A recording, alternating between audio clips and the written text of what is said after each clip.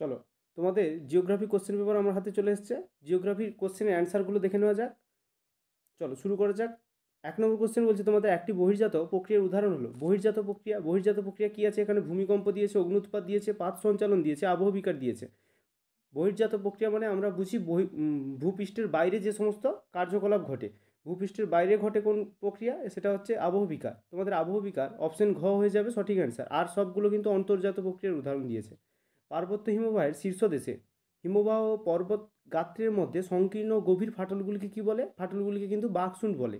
অর্থাৎ অপশন ক হয়ে যাবে তোমাদের সঠিক অ্যান্সার। 3 নম্বর কোশ্চেন বলছে বায়ুমণ্ডলের যে স্তরে আবহাওয়ার গোলযোগ দেখা দেয় সেই স্তরটি হলো। আমরা যে স্তরে থাকি ট্রপোস্ফিয়ার স্তরে হচ্ছে বায়ুমণ্ডলে গোলযোগ দেখা যায়, অর্থাৎ হচ্ছে গয়ের অ্যান্সারটা সঠিক হয়ে যাবে। 4 নম্বর কোশ্চেন হচ্ছে বৈপরীত্য উত্তাপ সংঘটিত হয় যখন। বৈপরীত্য উত্তাপ কাকে বলে? তাহলে উচ্চতা বৃদ্ধির সঙ্গে সঙ্গে উষ্ণতা হ্রাস না পেয়ে বৃদ্ধি পাওয়ার ঘটনা। তাহলে উচ্চতা বৃদ্ধিতে উষ্ণতা বৃদ্ধি পায়, এটা হচ্ছে কয়ের অপশনটা সঠিক হয়ে যাবে। 5 নম্বর কোশ্চেন হচ্ছে ভূপৃষ্ঠের কোনো কোনো একটি স্থানের জোয়ারের সঙ্গে ভাটার সময়ের পার্থক্য হলো 6 ঘন্টা 13 মিনিট। এটা খয়ের দাগের অ্যান্সারটা হয়ে যাবে। 6 দাগের কোশ্চেন বলছে সমুদ্রের যে স্থানে উষ্ণ ও শীতল স্রোত উভয় মিলিত হয় তাকে কি বলে? হিমপ্রাচীর বলে। উষ্ণ শীতল স্রোত যেখানে মিলিত হয় সেটা হচ্ছে হিমপ্রাচীর। অপশন গ সঠিক অ্যান্সার। 7 নম্বর কোশ্চেন বিষাক্ত নয় এমন একটি বজ্র পদার্থের উদাহরণ হলো। ফ্লাই অ্যাশ বিষাক্ত, পলিথিন বিষাক্ত, ক্যাডমিয়াম কিন্তু বিষাক্ত।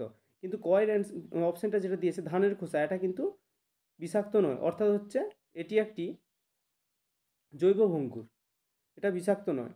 8 নম্বর কোশ্চেন বলছে ভারতের উত্তরের পার্বত্য অঞ্চলে অবস্থিত একটি লবণাক্ত হ্রদের নাম বলো। একটি লবণাক্ত হ্রদ কিন্তু প্যাঙ্গং হ্রদ। প্যাঙ্গং হলো একটি লবণাক্ত হ্রদ। ভারতের একটি মুখ্য বৃষ্টিচ্ছায়া অঞ্চল হলো শিলং মালভূমি। এটা অপশন ক কিন্তু শিলং মালভূমি। 10 দাগের কোশ্চেন হচ্ছে ব্যাসল্ট শিলার আবহবিকারের ফলে সৃষ্ট মৃত্তিকা হলো। ব্যাসল্ট শিলা কৃষ্ণ মৃত্তিকা, অবশ্যই কৃষ্ণ মৃত্তিকা হবে। ব্যাসল্ট শিলা থেকে কিন্তু কৃষ্ণ মৃত্তিকা। ভারতের কেন্দ্রীয় কার্পাস গবেষণা কেন্দ্রটি অবস্থিত কিন্তু নাগপুরে। ভারতের কেন্দ্রীয় কার্পাস গবেষণা কেন্দ্রটি নাগপুরে অবস্থিত। 12 নম্বর কোশ্চেন বলছে বনজ ভিত্তিক শিল্পের একটি উদাহরণ হলো দোহন শিল্প। এটা যে ভাই করেছে দোহন শিল্প দিয়েছে, কিন্তু দোহন শিল্প হবে না, এটা হবে কাগজ শিল্প।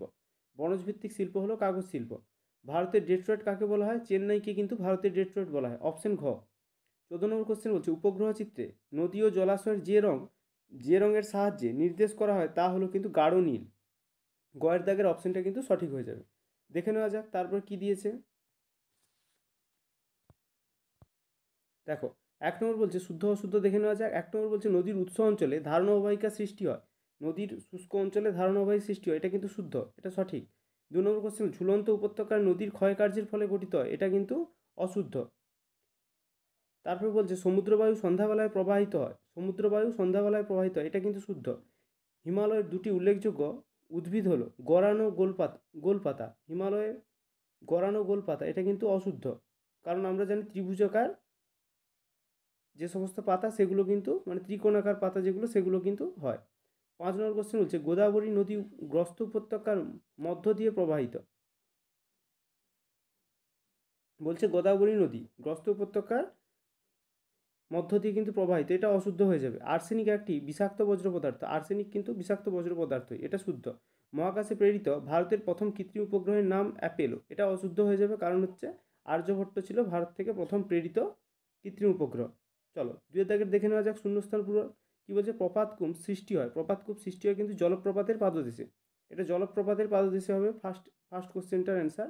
2 নম্বর কোশ্চেন হচ্ছে বায়ুপ্রবাহ সমুদ্র স্রোত বিক্ষিপ্ত হয় কোরিওলিস বলের প্রভাবে বা কোরিওলিস শক্তির প্রভাবে। সমুদ্র স্রোত ও বায়ুপ্রবাহ কিন্তু বিক্ষিপ্ত হয়। নিরক্ষীয় অঞ্চলে ড্যাশ ধরনের বৃষ্টিপাত সংঘটিত হয়। পরিচলন বৃষ্টিপাত সংঘটিত হয়। শীতল ড্যাশ স্রোতের প্রভাবে নিউ ফাউন্ডল্যান্ড অঞ্চলে শীতকালে তুষারপাত হয়।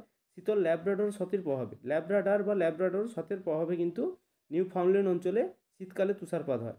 5 নম্বর কোশ্চেন বলছে ব্যবহৃত ইঞ্জেকশনের সিরিঞ্জ, এটা কী ধরনের বজ্র? ব্যবহৃত ইঞ্জেকশনের সিরিঞ্জ কিন্তু একটি চিকিৎসক বজ্র, মানে চিকিৎসক বজ্র বা মেডিকেল বজ্রও তোমরা বলতে পারো। এটা বিষাক্ত বজ্র এক ধরনের, তাহলে এটা চিকিৎসা বজ্র হবে। ন্যাপথা ড্যাশ শিল্পের প্রধান কাঁচামাল। ন্যাপথা কিন্তু পেট্রোকেমিক্যাল শিল্পের বা উদীয়মান শিল্প, যেটা পেট্রোকেমিক্যাল শিল্পের কিন্তু প্রধান কাঁচামাল কিন্তু ন্যাপথা।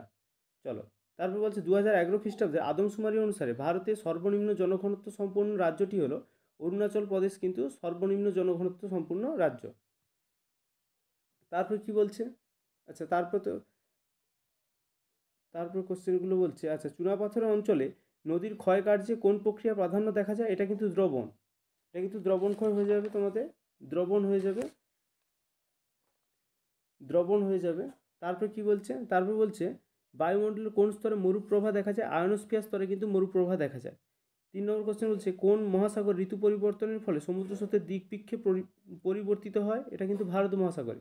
কর্ণাটকের ব্যবচ্ছিন্ন মালভূমির নাম হলো কিন্তু মালনাদ, এটা মালনাদ হবে 4 নম্বর যেটা অপশনটা, যেটা 4 নম্বরের কোশ্চেনটা। 5 নম্বর কোশ্চেন বলছে কোন শক্তিশালী ক্রান্তীয় ঘূর্ণবাতের প্রভাবে 2020 খ্রিস্টাব্দে দক্ষিণবঙ্গ ক্ষতিগ্রস্ত হয়েছে? আমফান, আমফান হয়ে যাবে সঠিক অ্যান্সার। 6 নম্বর কোশ্চেন শ্বাসমূল কোন জাতীয় উদ্ভিদের একটি বৈশিষ্ট্য? শ্বাসমূল কিন্তু হেলোফাইট বা লবণাক্ত উদ্ভিদ যেগুলো, মানে লবণাম্বু উদ্ভিদ যেগুলো। 7 নম্বর কোশ্চেন খনিজ তেল ও স্বাভাবিক গ্যাস বহনে কোন পরিবহন মাধ্যম খুবই উপযোগী? পাইপলাইন, পাইপলাইন মাধ্যম কিন্তু খুবই উপযোগী। তারপর কি বলছে? ভূবৈচিত্র্যসূচক মানচিত্রে যে কাল্পনিক রেখার সাহায্যে ভূমির উচ্চতা দেখানো হয় তার নাম লেখো। ভূবৈচিত্র্যসূচক মানচিত্রে, ভূবৈচিত্র্যসূচক মানচিত্রে যে কাল্পনিক রেখার সাহায্যে ভূমির উচ্চতা দেখানো হয়, এটা এই মুহূর্তে মনে পড়ছে না, তোমরা যদি জেনে থাকো তাহলে কিন্তু অবশ্যই কমেন্ট করে জানাবে। 8 নম্বরের কোশ্চেনটা, কোশ্চেনের অ্যান্সারটা। তারপর কি বলছে দেখো, বাম দিক ডান দিকটা মিলিয়ে নেওয়া যাক। কাশ্মীর উপত্যকা, কাশ্মীর উপত্যকায় কিন্তু জাফরান চাষ ভালো হয় কাশ্মীর উপত্যকায় জানি। 2 নম্বর হচ্ছে লুনি নদী, লুনি নদী কি? লুনি হচ্ছে রাজস্থানের একটি নদী, লুনি। তারপর বলছে 3 নম্বর কি না রোডোডেনড্রন, রোডোডেনড্রন কিন্তু আলপীয় উদ্ভিদ একটি। আর সালেম কিন্তু, সালেম হচ্ছে শঙ্কর ইস্পাত কেন্দ্র। এগুলো সবই ঠিক করেছে দেখা যাচ্ছে, ভালোই লিখে দিয়ে এসছে। আর যারা আমার সঙ্গে পর্ষদের টেস্ট পার্টটা করেছিলে তারা কিন্তু অবশ্যই অনেক কমন পেয়েছো। তোমাদের এই যে অগ্নিভবনের সংজ্ঞা দাও কোশ্চেন খুবই সহজ হয়েছে এবারে। আপেক্ষিক আর্দ্রতার সংজ্ঞা দাও, এগুলো কিন্তু খুবই সহজ কোশ্চেন। অ্যাপোজি জোয়ার বলতে কী বোঝো? কঠিন বজ্র পদার্থের উদাহরণ দাও। বজ্রের পৃথকীকরণ কী? খুব ভালো কোশ্চেন হয়েছে। চলো দেখে নিলে, আশা করি এবারে পরীক্ষা সবারই ভালো হয়েছে। এবার তোমাদের নেক্সট দিন তোমাদের কী বার হচ্ছে? থার্সডে। ওয়েডনেসডে তো তোমাদের এক্সাম নেই, থার্সডেতে এক্সাম। চলো ম্যাথ আছে, সবাই ভালো করে পরীক্ষা দেবে এবং হচ্ছে খুব ভালো করে রেডি হতে থাকো, কারণ তোমাদের পরের এক্সাম কিন্তু ম্যাথ আছে।